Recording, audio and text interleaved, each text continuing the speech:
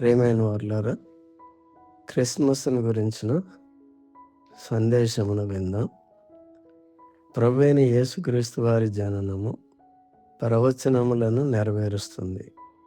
దేవుని ప్రేమను కనపరుస్తుంది మరియు రక్షణను అనుగ్రహిస్తుంది. ప్రవచనము కాబట్టి ప్రభువు తానే ఒక సూచన మీకు చూపును. ఆలకించుడి. కన్యక గర్భవతి కుమారుని కని అతనికి ఇమ్మానుయేలని పేరు పెట్టును. యెషయా 7:14.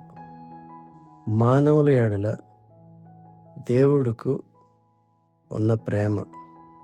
దేవుడు లోకమును ఎంతో ప్రేమించాడు.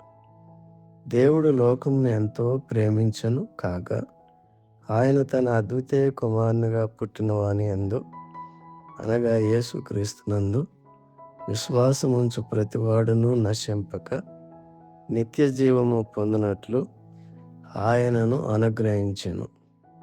యోహాను 3:16. మనలను రక్షించుటకు పాపము మరియు దాని పరిణామముల నుండి రక్షిస్తాడు. కాబట్టి ఇప్పుడు క్రీస్తు యేసునందున్న వారికి ఏ శిక్షా విధియు లేదు. రోమా 8:1. మనకు దేవునిని కనపరచుట. ప్రభువైన యేసుక్రీస్తు తండ్రి అయిన దేవుని హృదయమును తెలియపరుస్తాడు.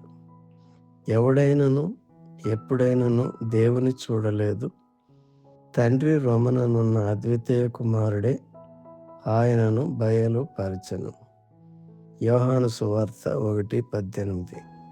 ప్రభువైన యేసుక్రీస్తు వారి జననం సమస్తమును మార్చివేసింది.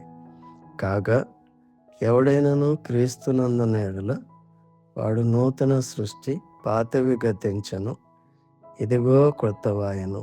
2 కొరింథీ 5:17. దేవుడు మిమ్మల్ని దీవించి రక్షించి కాపాడునుగాక. ఆమేన్.